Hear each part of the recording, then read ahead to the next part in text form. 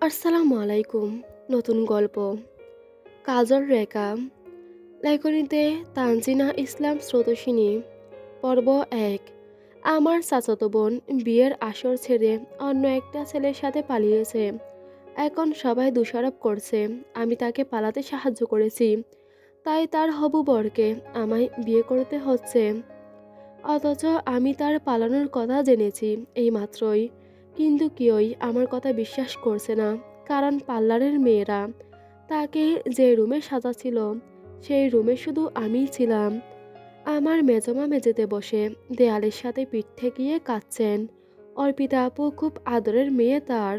কাঁদতে কাঁদতে নিশ্চুপ হয়ে যাচ্ছেন তিনি। একটু পর আবার হিচকি তুলে কাঁদছেন। আমাকে দোষারোপ করছেন, গালি দিচ্ছেন।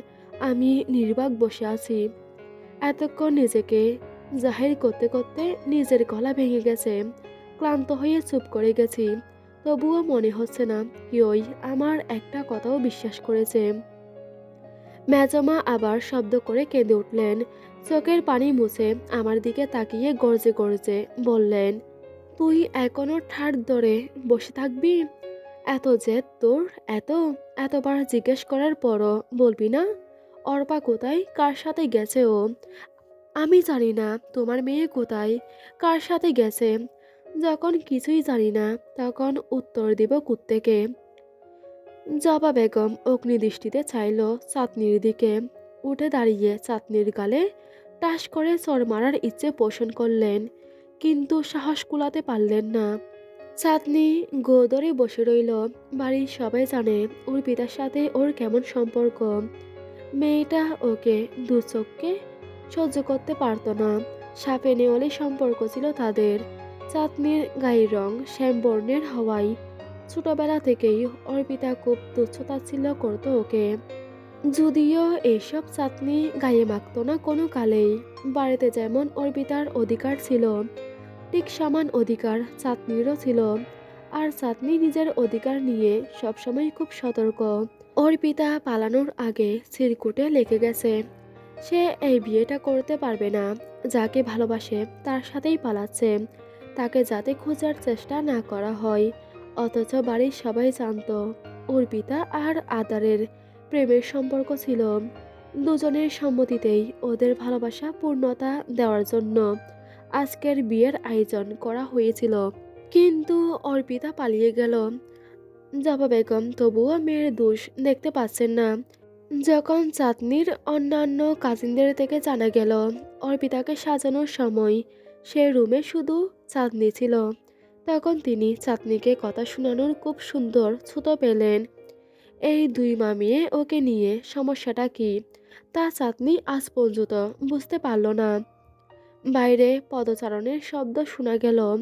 শিকদার বাড়ির তিন কর্তা কক্ষে এসে ঢুকলেন। তাদের দেখেই জবা বেগম উঠে দাঁড়ালেন।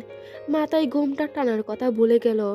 এলোমেলো পায়ে স্বামীর কাছে গিয়ে বললেন, অর্পার কোনো খোঁজ পেয়েছো? আমার মেয়েটা কোথায়? আরমান শিকদার অসহায় দৃষ্টিতে তাকালেন স্ত্রীর পানে, যার অর্থ অর্পার খোঁজ পায়নি তারা। জবা বেগম আবার কাঁদতে শুরু করলেন। চাঁদনি নিঃসহায়ের মতো বসে আছে। সবার উপর খুব অভিমান জমেছে ওর। না জেনেই কিভাবে বকাবকি করলো। সবাই মেজমার কথা বিশ্বাস করলো, কেউই ওর কথা একেবারেও শুনল না। আরমান শিকদার অসহায় দৃষ্টিতে বড় ভাইয়ের দিকে তাকিয়ে বললেন, আদার কোথায়? খুব রেগে আছে নিশ্চয়। অপূর্ব শিকদার গম্ভীর স্বরে বললেন, ড্রয়িং রুমে চুপচাপ বসে আছে। অথচ তার এখন ভাঙচুর করার কথা, সবার সাথে রাগারাগি করার কথা, জঙ্গলির মতো চিল্লাফাল্লা করার কথা। খুব বেশি রাগী আর জেদ্দি সে। কিন্তু এর একটাও আদার করছে না। তার হবু বউ পালিয়েছে, যার সাথে বিয়ের আগে প্রেমের সম্পর্ক ছিল তার। অথচ সে নিশ্চুপ, অল্প সুখে কাতর, অধিক সুখে পাতর। চাঁদনি মাথা নিচু করে বসে আছে। কারো একটা কথাও তার কানে ঢুকছে না। আরমান শিকদার অসহায় গলায় বললেন, এখন কি করব? এত আত্মীয় স্বজন, সবাইকে কি জবাব দিব? মেয়ে পালানোর কথা এতক্ষণে হয়তো জেনে গেছে সবাই। অপূর্ব শিকদার গলা খাকারি দিলেন। চাঁদনির বাবা আকিব শিকদারের দিকে তাকিয়ে বললেন, চাঁদকে আমি আমার আদরের বউ করতে চাচ্ছি। আকিব, সেটা কখনোই সম্ভব না ভাইজান। আদার কখনোই মানবে না। আমার মেয়েটাকে এমনিতেই সবাই যথেষ্ট কথা শুনিয়েছে। দোষ না করেও বারংবার দোষী করা হচ্ছে ওকে। আকিব শিকদার মুখ কালো করে বললেন, শেষের কথাটা জবা বেগমকে ট্যাস মেরে বলছে, বোঝাই যাচ্ছে। আদার অবশ্যই মানবে, মানতে ওকে হবেই। এটা পরিবারের সম্মানের বিষয়। চাঁদনি হ্যাঁ না বলা পর্যন্ত সম্মতি দিতে পারছি না। আকিব শিকদারের কথার প্রেক্ষিতে সবাই চাঁদনির দিকে তাকালো। মুখ ফুলিয়ে খাটের উপর বসে আছে ও, বাচ্চাদের মতো পা দুটো দুলাচ্ছে। চাঁদনির মুখে এতক্ষণ কথা ফুটে বিমোর স্বরে আওড়ায়, তোমার সুদর্শন ছেলে আমার মতো কালীকে বিয়ে করবে না বড় বাবা। এমনিতেই উঠতে বসতে আমার গায়ের রং নিয়ে খোঁটা দেয় আমাকে। আমি যদি এই দুনিয়ায় শেষ নারীও হই, তবুও তোমার ছেলে আমাকে বিয়ে করতে রাজি হবে না। অপূর্ব শিকদার সাফাই গেয়ে বললেন, কেন নিজেকে এরকম বলছিস আম্মা? তুই খুব সুন্দর, বিশ্বাস কর। ঢাকা যাওয়ার পর থেকেই ওর মতিভ্রম হয়েছে, জানিস তো। নয়তো আগে তো এমন করতো না।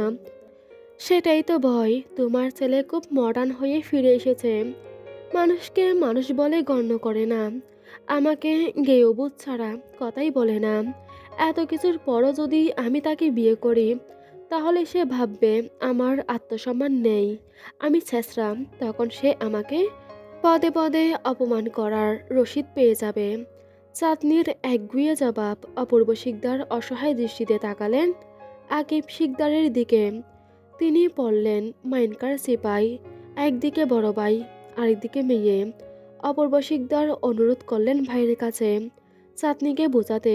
এবারে দীর্ঘশ্বাস ফেললেন তিনি, বললেন, আদারকে গিয়ে বলো কথাটা। চাঁদনিকে রাজি করানোর দায়িত্ব আমার। কিন্তু আদার যদি উল্টাপাল্টা কিছু করে বা আমার মেয়েকে অপমান করার চেষ্টা করে, তখন কিন্তু খুব খারাপ হবে, বলে দিলাম। অপূর্ব শিকদার সম্মতি দিয়ে বেরিয়ে গেলেন। জবা বেগম রাগে ফুসফুস করছেন। আদারের সাথে চাঁদনির বিয়ে হবে এই বিষয়টা কিছুতেই তিনি মানতে পারছেন না। তার মেয়ের বর ঘর সবকিছু চাঁদনির হবে, এটা ভাবতেই চাঁদনির গলা টিপে দিতে মন চাচ্ছে তার। দুবদাব পা ফেলে বেরিয়ে গেলেন তিনি। আরমান শিকদার এক পলক ভাই আর ভাইজির দিকে তাকিয়ে তিনিও বেরিয়ে গেলেন। আকিব শিকদার হাঁটু মুড়ে মেঝেতে মেয়ের কাছে বসলেন। ওর হাত দুটো নিজের হাতের মুঠোয় নিয়ে বললেন, আদারকে বিয়ে করবি আম্মা? মেজমা আমাকে অনেক কথা শুনিয়েছে বাবা, মারতেও এসেছে। মেজ বাবা বাঁচিয়ে নিয়েছে। প্রশ্নের উত্তরে এমন পাল্টা অভিযোগ আকিব শিকদারের কাছে স্বাভাবিক। মেয়েটা খুব ইন্ট্রোভার্ট, সবকিছু নিজের মধ্যে গুমড়ে রাখে। কিন্তু বাবার কাছে সে একটা খোলা ডায়েরি। তার সকল অভিযোগ, আবদার, অভিমান সব বাবার কাছে। আকিব শিকদার মলিন হেসে বললেন, আই এম সরি আম্মা, আমি সে সময় তোর পাশে থাকতে পারিনি। অর্পিতাকে খোঁজার ব্যস্ত ছিলাম। ইটস ওকে, বাট আমি ওই সাদা গন্ডারকে বিয়ে করব না। তুই বাবার কথা রাখবি না? এটা অনুরোধ করো না প্লিজ। আদার অনেক ভালো ছেলে আম্মা, জানি, কিন্তু তার জন্য আমি ভালো মেয়ে না, কারণ আমি কালো। আমার আম্মা খুব সুন্দর। মিথ্যা সান্ত্বনা দিও না, খুব গায়ে লাগে। আকিব শিকদার অসহায় দৃষ্টিতে তাকালেন। চাঁদনি চোখ ফেরালো। ও দুর্বল হয়ে যাচ্ছে। মানুষটা সবসময় ওকে দুর্বল করে দেয়। আকিব শিকদারের কথার জালে শেষমেশ বাধ্য হয়ে রাজি হলো চাঁদনি। বাড়িতে অবিবাহিত বা বিবাহ উপযুক্ত মেয়ে বলতে শুধু ওই আছে। এখন মানসম্মান বাঁচানোর জন্য ও ছাড়া ওর বাপ চাচা আর কাউকে খুঁজে পায়নি। চাঁদনিরও আর কিছু করার ছিল না। বড়দের চাপে পড়ে নিজের সবচাইতে অপছন্দের মানুষটার বউ সাজতে হচ্ছে ওকে। চাঁদনি নিজের মায়ের বিয়ের লাল লেহেঙ্গাটা পরল। ওর কজন কাজিন মিলে খুব সাদামাটাভাবে সাজিয়ে দিল ওকে। যখন চাঁদনি সবার সাথে দোতলা থেকে ড্রয়িং রুমে নেমে আসছিল, সিঁড়িতে থাকা অবস্থায় আদারের উচ্চস্বরে বলা কথাগুলো শুনেই থমকে গেল চাঁদনি। তুমি ভাবলে কি করে বাবা আমি ওই গাইয়াবুতকে বিয়ে করব? ওর কোনো যোগ্যতা আছে আমার বউ হওয়ার? নিজের মুখ আয়নায় দেখেছে ও। ওকে তো আমি আমার ব্যাট পার্টনার হিসেবেও রাখবো না। এই জন্যই বুঝি মিথ্যে বলে নিয়ে এসেছিলে আমাকে। আজই আমি ঢাকায় ফিরে যাব, এক মুহূর্তও থাকবো না এই বাড়িতে। চাঁদনি টলমলে দৃষ্টিতে মাথা তুলে তাকালো বরবেশে দাঁড়িয়ে থাকা সুদর্শন পুরুষটির দিকে। বাবার কথা রাখতে বিয়ের পিঁড়িতে বসেছিল ও। তবে বাবার ভালো মেয়ে হতে গিয়ে যে বাড়িবর্তী মানুষের সামনে নিজের ইজ্জত সম্মান সব খোয়া যাবে সেটা তো জানা ছিল না ওর। আদার শিকদার রাগে ফুঁসছে।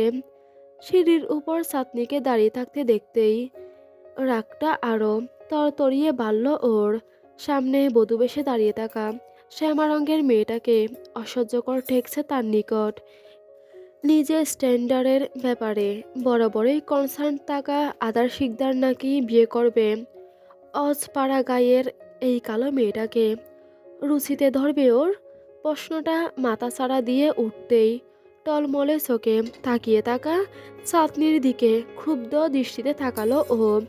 জাজালো স্বরে চিল্লিয়ে বলল, কালির ঘরের কালি, এত শখ আমাকে বিয়ে করার? নিজের মুখ আয়নায় দেখেছিস তুই? তোকে দেখলে বমি আসে আমার। বামুন হয়ে চাঁদে হাত দেওয়ার স্বপ্ন দেখিস? কথাটা ঠোঁট ফসকে বের করতে না করতেই ছেলেকে ধমকে উঠলেন অপূর্ব শিকদার। আদার যে সিনক্রিয়েট শুরু করবে সেটা তিনি জানতেন। ছেলের অধপতন সম্পর্কেও ভালো ধারণা ছিল ওনার, কিন্তু চাঁদনিকে যে সবার সামনে এতটা হেনস্থা করবে সেটা ভাবনাতেও ছিল না। রাগে গজগজ করতে করতে তিনি বললেন, এসব কি ড্রামা হচ্ছে আদার? চাঁদ মাকে এভাবে অপমান করার অধিকার কে দিয়েছে তোমাকে? একে তো তোমার বউ পালিয়েছে, দ্বিতীয়ত চাঁদনিকে অনেক কষ্টে রাজি করিয়েছি আমরা তোমাকে বিয়ে করতে। বাড়ির মান সম্মানের কথা ভেবে মেয়েটা নিজেকে বলি দিচ্ছে, আর তুমি তাকে কথা শোনাচ্ছ? চুপচাপ বিয়েটা করে নাও, খবরদার কোনো ধরনের নাটক করবে না। অগ্নি দৃষ্টিতে অপূর্ব শিকদারের দিকে তাকালো আদার।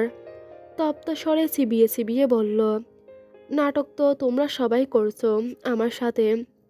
পেয়েছোটা কি আমাকে? তোমাদের হাতের পুতুল?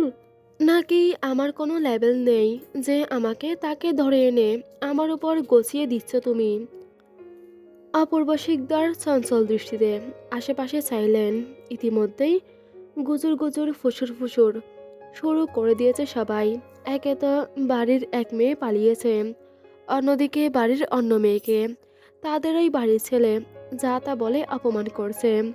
আগত অতিথিরা যে ইচ্ছে মতো তাদের পরিবার নিয়ে সমালোচনা করছে সেটা বুঝতে বাকি রইল না অপূর্ব শিকদারের। লজ্জায় মাথা হেঁট হলো তার। ছেলের দিকে তাকিয়ে উদ্গ্রীব স্বরে বললেন, এসব কি বলছো আদার? সবাই দেখছে, নিজের আচরণ সংযত করো। দেখুক সবাই, নিজেই সবাইকে দাওয়াত করে নিয়ে এসেছো আমার ধ্বংসযজ্ঞ দেখাতে। এখন যখন আমি উল্টো গান গাইছি তোমার কেন গায়ে লাগছে? তুমি করলে আরাম আর আমি করলেই হারাম। শক্ত কণ্ঠে চিবিয়ে চিবিয়ে বলল আদার। চাঁদনি ছলছল দৃষ্টিতে তাকালো নিজের বাবার দিকে। আকিব শিকদার অসহায় চোখে তাকাতেই কপাল বেয়ে টুপ টুপ করে জলের দ্বারা গড়ালো ওর। মাহারা মেয়েটার এহেন অবস্থা সহ্য হলো না ওনার। ছোটবেলা থেকে বুকের সাথে আঁকড়ে রেখে পুতুলের মতো বড় করেছেন তিনি চাঁদনিকে। সেই মেয়ের এত বিশ্রী অপমান বুকে কম্পন ধরালো। তিক্ত ডুব গিললেন আকিব শিকদার। ফুঁসতে থাকা আদারের দিকে তাকিয়ে ভাঙা গলায় আওড়ালেন, আদার, আমার মেয়েটাকে আর অপমান করো না। ওর কোনো দোষ নেই। আমাদের কথা রাখতেই এই বিয়েতে রাজি হয়েছে। সব আমাদের দুই ভাইয়ের দোষ। প্লিজ ওকে এত কষ্ট দিয়ে কথা বলো না। চাচার দিকে তাকাতেই আদারের দৃষ্টি নরম হয়ে এলো। সেই শক্ত কলস ধরে রাখা আর সম্ভব হলো না ওর পক্ষে। আকিব শিকদারের দিকে তাকিয়ে অভিযোগের সুরে বলল, দেখছো চাচ্চু, সবাই কেমন করছে আমার সাথে। আমি বিয়েটা করতে চাইছি না, তবুও জোর করছে আমাকে। তুমি বলো এটা ঠিক? প্লিজ বাবাকে মানা করো আমার সাথে এমন করতে।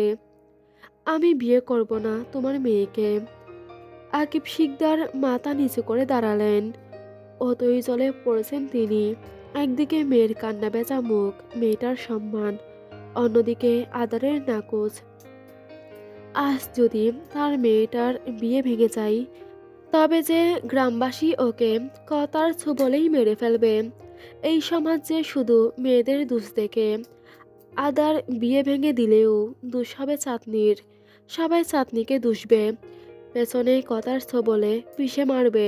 বলবে হয়তো চাঁদনির কোনো সমস্যা আছে, তাই তার বোন পালিয়ে যাওয়ার পর তার বোনের হবু বরের উপর গছিয়ে দিতে চাওয়া হয়েছিল ওকে। তবুও মেয়েটার বিয়ে হয়নি। বর তাকে বিয়ের আসরে ফেলে চলে গেছে। নয়তো তার মেয়েটাকে আবার গায়ের রং নিয়ে খোঁটা দিবে। এই খোঁটা তো ছোটবেলা থেকে কম পায়নি ও। মেয়েটা যদি সহ্য করতে না পেরে কিছু একটা ঘটিয়ে বসে, তখন বুক ধক করে উঠল আকিব শিকদারের। পিত্তিতে আঘাত আসতেই হৃদয় কাঁপল অচিরাত। বাবা হয়ে মেয়ের এই অবস্থা কি করে সহ্য করবেন তিনি? চাঁদনি পরনের লেহেঙ্গা দুই হাতে উঁচু করে ধরে সিঁড়ি বেয়ে সোজা নেমে এসে অপূর্ব শিকদারের মুখোমুখি দাঁড়ালো। চোখের পানি তর্জনী আঙ্গুল দিয়ে ছিটকে ফেলে বেজা স্বরে বলল, আমায় ক্ষমা করে দিও বড় বাবা। এত অপমানের পর তোমার ছেলেকে বিয়ে করা আমার পক্ষে সম্ভব না। সে ঠিকই বলেছে, আমার কোনো যোগ্যতা নেই তাকে বিয়ে করার। আমার মতো কালো একটি মেয়েকে তোমার সুদর্শন ছেলের পাশে মানাবে না। আই এম সরি, মাফ করে দিও, তোমার কথা রাখতে পারলাম না। সাতমা, কষ্ট পাস না তুই? ও তোকে বিয়ে না করে কই যাবে? একটু সময় দে আমাকে, অসহায় সুরে বললেন অপূর্ব শিকদার। চাঁদনির হৃদয়ে আঘাত হানল কতটা। হু হু করে কেঁদে দিয়ে বলল, আমি ফেলনা নই বড় বাবা। কালো হতে পারি, কিন্তু আত্মসম্মান বোধ আমারও আছে। এতটাও নিচু হয়ে যায়নি যে কেউ বিয়ে করতে না চাইলে এভাবে তাকে জোর জবরদস্তি করে আমার সাথে বিয়ে বসাবে তুমি। বানের জলে ভেসে আসিনি আমি। চাঁদনির কান্নায় আকিব শিকদার অশ্রুসিক্ত চোখে তাকালেন ওর দিকে। চাঁদনি ওনার দিকে ফিরে চাইল, হেসকি তুলে ভেজা গলায় আওড়ালো, এতটা বোঝা হয়ে গেছে বাবা যে এভাবে বিদায় করতে চাইছ, তাও অন্যের গলার কাটা বানিয়ে। সে তো আমাকে কয়েক সেকেন্ডের জন্যই সহ্য করতে পারছে না। পুরো জীবন কি করে কাটাবে আমার সাথে? আদার এক পলক চাঁদনির দিকে চাইল, মনে মনে বেঞ্চি কাটল ও। বিড়বিড় করে বলল, ঢং, আমার মতো ছেলে তুই 7 বার জন্ম নিলেও পাবি না। বিয়ে করার জন্য তর পাচ্ছে, তবুও মেয়ের নাটক দেখো। দয়ার মূর্তিকে তো সবার সামনে মহান সাজতে হবে। আদারের মা বর্ষা বেগম এগিয়ে এসে 2 হাতের আঁচলে নিলেন চাঁদনিকে। চোখের পানি মুছিয়ে দিয়ে মাথায় হাত বুলিয়ে দিলেন। চাঁদনি জড়িয়ে ধরল ওনাকে। বিরক্তিকর শ্বাস ফেলল আদার। মুখ দিয়ে বর্গীয় শব্দ করে গম্ভীর স্বরে আওড়ালো, তোমাদের নাটক শেষ হলে বলো আমাকে, আমি বরং যাই। বিরক্ত লাগছে আমার। আজকেই ঢাকায় ফিরে যাব আমি। তুই এখনো আমার কথা রাখবি না আদার? আমার কথার কোনো মূল্য নেই তোর কাছে? অপূর্ব শিকদারের কথাই ফের ওনার দিকে ফিরে চাইল আদার। ফিচেল হেসে তাচ্ছিল্যের সুরে বলল, যার কাছে আমার কোনো মূল্য নেই তার কথা আমি কেন ভাবতে যাব? বলেই সামনে হাঁটা দিল আদার। অপূর্ব শিকদার অসহায় দৃষ্টি নিবদ্ধ করলেন ছেলের পানে। চক্ষু দুটো ক্রমশ ঝাপসা হয়ে আসলো তার। বুকের টনটনে ব্যথা নিমিষেই ছড়িয়ে পড়ল পুরো শরীরে। শরীরের ব্যালেন্স রাখতে না পেরে পা দুটো কাঁপতে কাঁপতে শুরু করলো। বুকে হাত দিয়ে চোখ মুখ খিচে বসে পড়লেন অপূর্ব শিকদার। চাঁদনি দেখতেই ছুটে এলো তার কাছে। হাঁটু মুড়ে বসে আম হাঁটু মুড়ে বসে ধরল ওনাকে। একে একে সবাই ছুটে এলো ওনার কাছে। সবার চিৎকার চেঁচামেচিতে আদারের পাজোড়া থেমে গেল। পিছন ফিরে চাইল ও দেখল অপূর্ব শিকদার মেঝেতে লুটিয়ে পড়েছেন। আদারের হৃৎপিণ্ড ছলক করে ওঠে। আতঙ্কিত দৃষ্টিতে তাকিয়ে ছুটে এলো ও সবাইকে সরিয়ে অপূর্ব শিকদারের মাথাটা নিজের কোলে নিল। ভয়ার্ত দৃষ্টিতে তাকিয়ে গালে হাত ঘষে বলল, বাবা, বাবা, কি হয়েছে তোমার? অপূর্ব শিকদারের চোখ উল্টে আসে। আদারের বুক ধক করে উঠল। কণ্ঠ অসহায় করে চেঁচিয়ে বলল, কেউ ডক্টরকে ডাকো না। বাবা, ও বাবা, আমার চাঁদমাকে বিয়ে করবি না তুই? এভাবে বিয়ের আসরে ফেলে চলে গেলে যে ওর জীবনটা শেষ হয়ে যাবে। অনেক কষ্টে টেনে টেনে বললেন অপূর্ব শিকদার। আদারের হৃৎপিণ্ড তখন তড়িৎ বেগে লাফাচ্ছে। একাধারে বাবা বাবা করে ডেকে যাচ্ছে ও। অপূর্ব শিকদার বহু কষ্টে আবার প্রশ্ন ছুড়লেন ছেলের উদ্দেশ্যে। আদার চোখ বন্ধ করে বড় বড় শ্বাস ফেলল। অপূর্ব শিকদারের মাথায় হাত বুলিয়ে শান্ত করার চেষ্টা করে বলল, চুপ করো বাবা, প্লিজ চুপ করো। হাইপার হয়ে যাচ্ছ তুমি। আগে বল, তুই বিয়েটা করবি কিনা? অকুল পাতারে পড়ল আদার। আশেপাশে অসহায় দৃষ্টি বলিয়ে আবার চিৎকার করে বলল, ডক্টর আসছে না কেন এখনো? আমার প্রশ্নের উত্তর দে, নয়তো আমি মরেও শান্তি পাবো না। আহাজারি করে বললেন অপূর্ব শিকদার। চোখ দুটো কিছুক্ষণ বন্ধ করে মেলল আদার।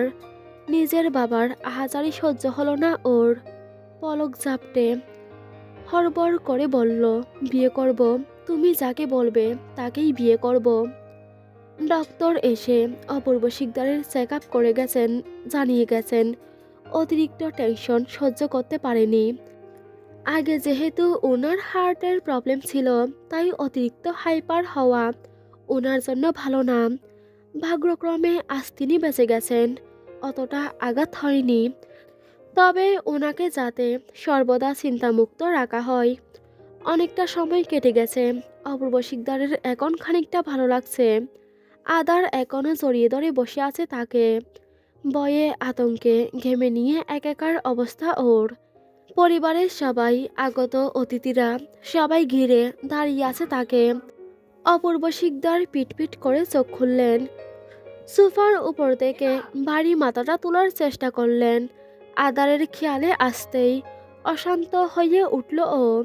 তড়িঘড়ি করে বলল, বাবা, ঠিক লাগছে তোমার? তুই বলেছিস চাঁদমাকে বিয়ে করবি, এখন তোর কথা রাখার পালা। নিম্নস্বরে বললেন অপূর্ব শিকদার। আদার কপালে বাজ ফেলে তাকালো। ব্যগ্র স্বরে বলল, উফ, এই এক কথা কতবার বলবা? যতক্ষণ না বিয়ে করতে বসবি ততক্ষণ কথার খেলাপ করবি না আদার, নয়তো আমার মরামুখ দেখবি তুই। বাবা, চিল্লিয়ে উঠল আদার। মুখ ছোট করে বসলেন অপূর্ব শিকদার। আদার এক পলক তাকালো।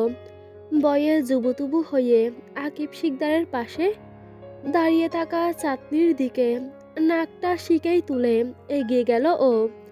শক্ত করে চাঁদনির হাত আঁকড়ে ধরে ট্রলি ব্যাগের ন্যায় টেনে নিয়ে গেল ওকে স্টেজের দিকে। টেনে হিঁচড়ে স্টেজে তুলে ছুঁড়ে মারল ওকে সোফার উপর। গলা উঁচিয়ে ডাকলো কাজী সাহেবকে। ডাক শুনতেই কাজী সাহেব দ্রুত পাইয়ে উঠলেন স্টেজে। আদার ক্রোধান্বিত স্বরে গলার স্বর উঁচিয়ে বলল, এক্ষুনি বিয়ে পড়ান কাজী সাহেব, এই মুহূর্তে বিয়েটা হবে। আমি তোমাকে বিয়ে করব না দাদাভাই। চাঁদনির কান্নাবেচা কণ্ঠ কানে বাজতেই পেছন ফিরে তাকালো আদার।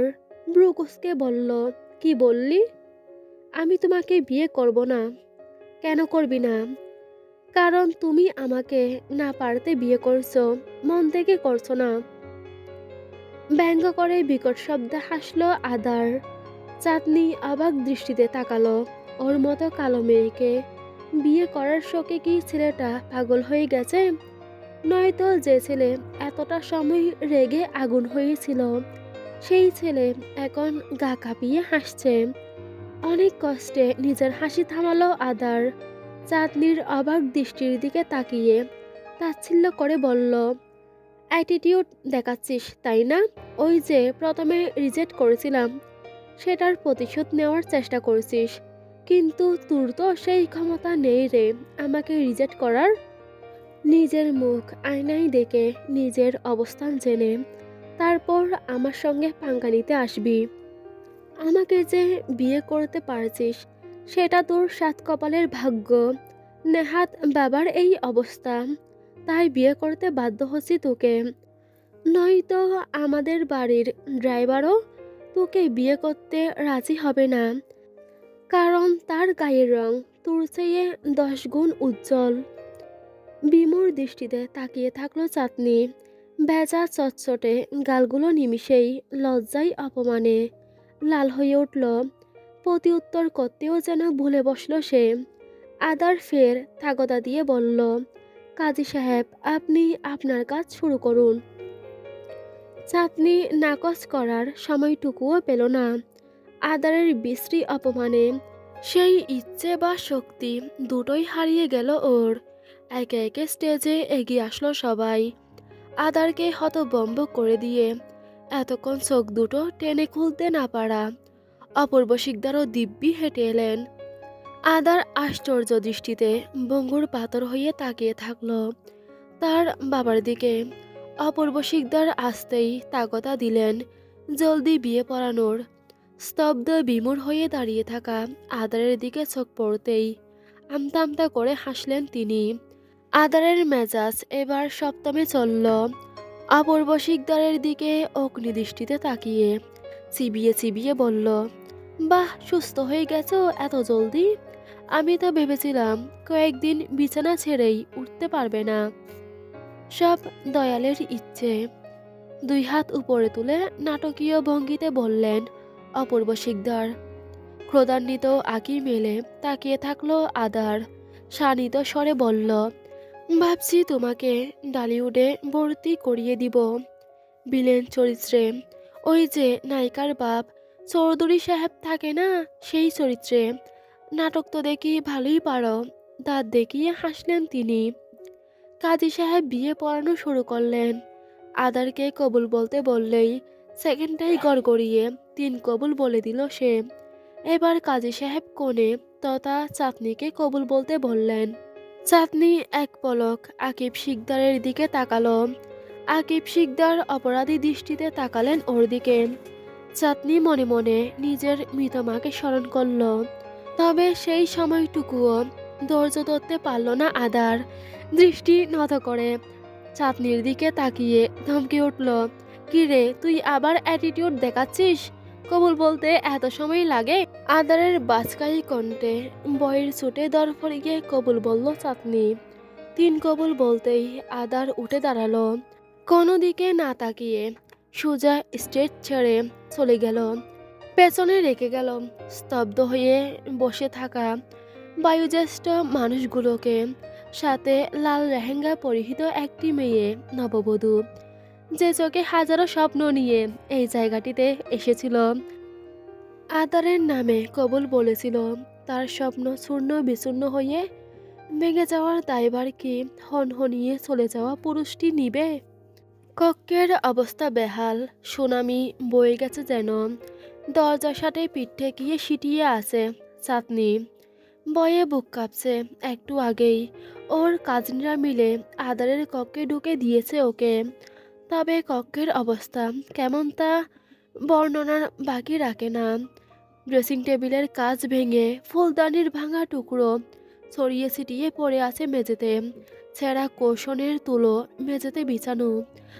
কারো আগ্রাসী ভয়ঙ্কর রাগ যে সুন্দর কক্ষটার উপর বয়ে গেছে তা অনুভব করতেই শিরদাঁড়ায় শীতলতা বয়ে গেল চাঁদনির। সুন্দর কক্ষটি ধ্বংসস্তূপে পরিণত হয়েছে যেন। কক্ষের যে অবস্থা হয়েছে, একটু পর যে চাঁদনিরও এই অবস্থা হবে না তার কি গ্যারান্টি? কক্ষের মালিক নিজের পছন্দের কক্ষের এই অবস্থা করতে পারলে তাহলে ওর মতো অপছন্দের কি হাল করবে। ব্যালকনি থেকে কথার শব্দ বেশি আসছে। চাঁদনি বুঝল আদার ওখানেই আছে। তবুও এসব ভাঙা জিনিস মারিয়ে সামনে যাওয়ার সাহস হলো না ওর। আদারের কথা থেমে গেছে। গট গট পায়ে কক্ষে ঢুকেছে ও। চাঁদনির হৃৎপিণ্ডের দুঃখপোকানি চূড়ান্ত হলো। বাইরে থেকে শোনা যাচ্ছে ওর হৃৎপিণ্ডের লাফানোর শব্দ। আদার কক্ষে আসতেই ওকে দেখে থেমে গেল। হাতে মোবাইল ধরা। চাঁদনিকে দেখতেই মোবাইলটা ছুঁড়ে মারল বিছানার উপর।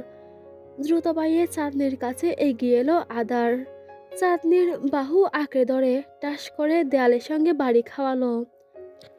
চাঁদনির মনে হলো ওর মেরুদণ্ড হয়তো মরমর করে ভেঙে গেছে। আদার গলা চেপে ধরল ওর। হিসিয়ে বলল, বিয়াদব, এত শখ আমাকে বিয়ে করার? আমাকেই পেয়েছিলি গলায় ঝুলতে?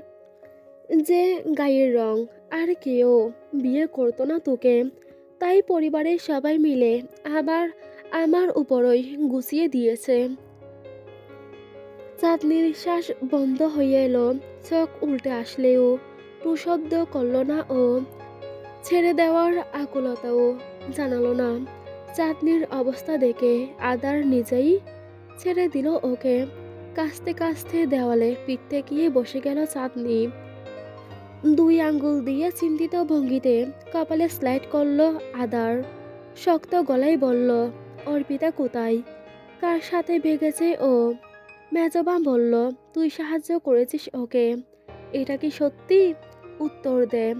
যদি এটা সত্যি হয় তোকে জিন্দা কবরে পুঁতবো আমি। এসব আগে থেকেই প্ল্যান ছিল তোর, তাই না? অর্পিতাকে পালাতে সাহায্য করে আমার সাথে বিয়ে করতে বসেছিস।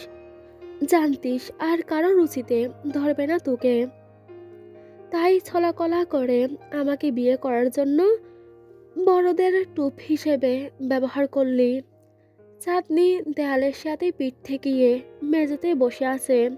বুকে হাত দিয়ে জোরে জোরে শ্বাস নিচ্ছে মেয়েটা। আদার এক দৃষ্টে চেয়ে থাকলো চাঁদনির দিকে। মেয়েটার অবস্থা দেখে একটুও কষ্ট হচ্ছে না ওর।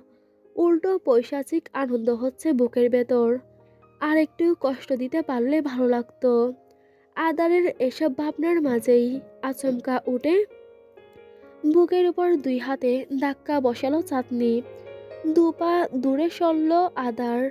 অবাক হতেও ভুলে গেল যেন ও। একাধারে ফুঁসছে চাঁদনি। চোখ দুটো লাল হয়ে গেছে, সাথে কৌটোরের অশ্রুর উপস্থিতি।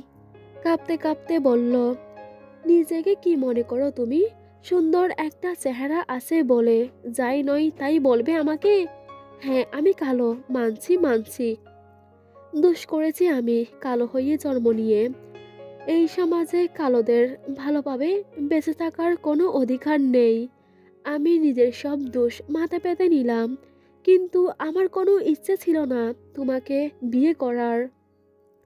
বড় বাবা হাত জোর করে অনুরোধ করেছে আমাকে, তার কথা ফেলতে পারিনি আমি। বড় অন্যায় করে ফেলেছি, মানছি। কিন্তু কিন্তু তুমি কেন বিয়ে করলে? প্রথমে তো চলেই যাচ্ছিলে, যাওনি কেন? থেকে গিয়ে বিয়ে করলে কেন? সারা জীবন খোঁটা দিতে? তুমি ছেলে হয়ে নিজের পরিবারের মানুষগুলোকে মানাতে পারোনি। মেয়ে হয়ে কি করে পারতাম আমি? অর্পিতা আপুর সাথে আমার কেমন সম্পর্ক সেটাও তুমি ভালো করেই জানো। সে আমাকে দু চোখে সহ্য করতে পারে না, অথচ আমার থেকেই কিনা সাহায্য নিবে। সেটা সবাই বিশ্বাসও করেছে। অপবাদ দেওয়ার বেলায় সবকটা উস্তাদ। হাহ, সবাই পেয়েছোটা কি আমাকে? যার যা ইচ্ছে তাই। সবার কথা মুখ বুজে সহ্য করতে হবে? আমার কোনো ইমোশন নেই? আমি মানুষ না? পুতুলের মতো নাচাচ্ছ কেন সবাই মিলে? চোখ মুখ লাল হয়ে গেছে চাঁদনির। চোখের কাজল লেফটে বিশ্রী অবস্থা হয়ে গেছে। আধার ব্রুকুসকে তাকিয়ে থাকলো ওর দিকে। মেয়েটার কোনো কথাই প্রভাব ফেলতে পারল না ওর উপর। অহংকারে বুধ আদার চাঁদনির কষ্টের একাংশও অনুভব করতে পারল না। শুধু গম্ভীর গলায় বলল, এসব সেন্টি মারা কথা তুই নিজের কাছেই রাখ। তোকে কে কি বলে, কেন বলে, এসব আমার ভাবার বিষয় নয়। It's not my responsibility. আমি তোকে কোনোদিন স্ত্রী হিসাবে মেনে নিতে পারবো না। স্ত্রী হওয়ার চেষ্টাও করিস না। তোমার স্ত্রী হতে আমার বয়ে গেছে। নেহাত বড় বাবা তোমাকে বিয়ে করতে অনুরোধ করেছিল আমাকে। যে মানুষটার কাছে ছোট থেকে বড় হয়েছি তার কথা ফেলতে পারিনি। নয়তো আমার বাপ জ্যাঠার কাছে টাকা কম নেই। একটা রাজপুত্রের মতো স্বামী পেতে বেশি কসরত পোহাতে হতো না আমাকে। টাকা দিয়ে স্বামী কিনতি? কিনতাম। তাতে তোমার সমস্যা? সে তো তোর সাথে টাকার জন্য থাকতো, তোকে ভালোবাসতো না। এখনো বাকি ভালোবাসা পেয়ে উল্টে যাচ্ছি বলো? নিষ্প্রভ দৃষ্টিতে তাকিয়ে থাকলো আদার। দীর্ঘশ্বাস ফেলে বলল, এই রুমে থাকবি? হুম। সবাই ঠেলে টুলে এখানে পাঠিয়ে দিয়েছে। মেনে না নাও, বিয়ে তো করেছ। নিজের ভাগ না দিলেও তোমার জিনিসে ভাগ দিতে হবে। না দিলে কি করবি? মামলা ঠুকবো। কিসের? নারী নির্যাতনের। ডরাই না তোকে। আমাকে এতটাও আন্ডারস্টিমেট করিস না। পুলিশের ডান্ডার বাড়ি পড়লেই ডরাবা। আদার ছোট ছোট চোখে তাকিয়ে থাকলো। কুটিল হাসলো চাঁদনি। সামনে দাঁড়ানো আদারকে উপেক্ষা করে কাছ থেকে সাবধানে পা ফেলে ব্যাট সাইডে গেল। ব্যাগ থেকে কাপড় নিয়ে ওয়াশরুমে ঢুকে গেল। বিছানার উপর গিয়ে বসলো আদার। ওয়াশরুমের বন্ধ দরজার দিকে তাকিয়ে গালি ছুড়ল কয়েকটা। লেহেঙ্গা বদলে একটা বাদামি রঙের সুতির থ্রি পিস পরে আসলো চাঁদনি। আদার তখনও বিরস ভঙ্গিতে বেডের উপর বসে আছে। চাঁদনি দাঁড়িয়ে থাকলো, হাত কষলে নিজের অস্বস্তির জানান দিল। আদারের দিকে তাকিয়ে আইটাই করে বলল, আমি কোথায় ঘুমাবো? যেখানে মন চাই শুয়ে পড়। আমার থেকে কেন জিজ্ঞেস করছিস? তোর প্যানপ্যানানি বিরক্ত লাগছে আমার। মুখ বাঁকালো চাঁদনি। কিছুক্ষণ দাঁড়িয়ে থেকে দাঁত দিয়ে নখ কাটল। পরক্ষণেই দপ করে শুয়ে পড়ল বিছানার এক পাশে। আদার এক পলক চাইল ওর দিকে। ব্রুকুসকে বলল, এখানে শুবি তুই? তুমি তো বললে যেখানে মন চাই শুতে। তোর সাথে এক বিছানায় ঘুমাতে পারবো না আমি। তাহলে মেঝেতে শুয়ে পড়ো। বিছানার নরম বেড ছাড়া ঘুমাতে পারি না। Bad night. তোমার সাথে কোনো রাত গুড হবে বলে মনে হয় না। হামি তুলে বলল চাঁদনি। বিরক্তিকর দৃষ্টিতে তাকিয়ে থাকলো আদার। সরি চাঁদনি বেঞ্চি কেটে লেফট মুড়ি দিয়ে শুয়ে পড়ল। দীর্ঘশ্বাস ফেললো আদার। চাঁদনির থেকে এক হাত দূরত্ব রেখে বিছানার এক সাইডে শুয়ে পড়ল। আবার উঠে বসে ব্যালকনিতে চলে গেল। আজ খুব বিশ্রীভাবে ইগো হার্ট করেছে অর্পিতা। আদার যে ওকে খুব ভালোবাসতো এমন না, পছন্দ করতো। সুন্দর ছিল মেয়েটা, নিজেই আদারের সাথে চিপকে থাকতো সব সময়। অপছন্দ করার কোনো কিছুই ছিল না। আর আদার বরাবরই সুন্দরের পূজারি, কিন্তু আজ খুব রাগ হচ্ছে ওর অর্পিতার উপর। বিয়ে না করলে আগেই বলে দিত, বা বিয়ের আগেই লাঙ্গের সাথে পালিয়ে যেত। অর্পিতার ওর সাথে চিপকে থাকা দেখে সবাই ভেবেছিল অর্পিতা ওকে ভালোবাসে। আদার নিজেও এমনটাই কল্পনা করেছিল, কেউ যে ওকে রিজেক্ট করতে পারে। আদার সেটা বিশ্বাস করতে পারে না। নিজের উপর খুব কনফিডেন্ট ও। কিন্তু অর্পিতা ওকে বিয়ে না করার জন্য পালিয়ে গেল। এর চেয়ে বড় রিজেক্ট আর হতে পারে না। যে ইনভিজিবল থাপ্পড়টা মারলো মেয়েটা ওকে, তা সুদে আসলে ফেরত দেবে ও। আদারের আফসোস নেই অর্পিতার পালানোতে। এমন হাজারটা সুন্দরীকে ও নিজের পেছনে পাগল বানিয়ে ঘোরাতে পারে। বাট ওই মেয়ের জন্য এমন আমাবস্যার মতো কালীকে বিয়ে করতে হলো। বাপ চাচা কি ভেবেছে এমন কাল্যাণীর নাম চাঁদনি রেখেছিল কে জানে। বন্ধু মহলে আর মুখ দেখানোর অবস্থায় নেই ও। এই বউ নিয়ে তো আদার ওদের সামনে যেতেই পারবে না। মূলত আফসোসটা এখানেই। আজ রাতে আর ঘুম আসবে বলে মনে হয় না। জীবনটা এত কঠিন না হলেও পারত। বর্ষা বেগম কিচেনের সবকিছু গুছিয়ে মাত্রই সোফায় এসে বসেছেন। এখনো অনেকজন কাছের আত্মীয় থেকে গেছে তাদের বাড়িতে। তাদের জন্য রান্নাবান্না, খাওয়া দাওয়ার পাট চোকাতে আজ অনেকটা দেরি হয়ে গেছে। বর্ষা বেগম সোফায় গা এলিয়ে দিয়ে বসেন। রাফিয়া বেগম একটু আগেই জেরে গেছে তাকে। রাফিয়া বেগম আদারের দাদি, বড়ই জালিম দাচের একটা মহিলা। মানুষকে কথা শুনিয়ে বড্ড তৃপ্তি পান। আর সে মানুষটা যদি বর্ষা বেগম হয়, তাহলে তো আর কথাই নেই। অথচ বাড়ির আরেক বউ মহারানীর মতো কক্ষে খিল দিয়ে বসে আছে। কি এক মেয়ে পালালো তার, সুখের শেষ নেই। কিন্তু সুখটা বেশি হওয়ার কথা ছিল বর্ষা বেগমের। কিন্তু বাড়িতে খামলা খাটতে গিয়ে সুখ পালন করার ফুরসত কই তার? না, চাঁদনিকে তিনি ভালোবাসেন না এমন না। মা মরা মেয়েটাকে বাড়ির সব ছেলে মেয়েদের চেয়ে একটু বেশি আদর করতেন তিনি। সুন্দর ব্যবহারের জন্য পছন্দও করতেন খুব। কিন্তু সেটা ছেলের বউ হিসেবে না। তার সুদর্শন ছেলেটার বউ কি না অমন শ্যামা রঙের? এই দুঃখ কাকে বোঝাবেন তিনি? মা হিসেবে অমত করার অধিকারটুকুও ছিল না। আগেই জানতেন কেউ তার কথা আমলে নিবে না।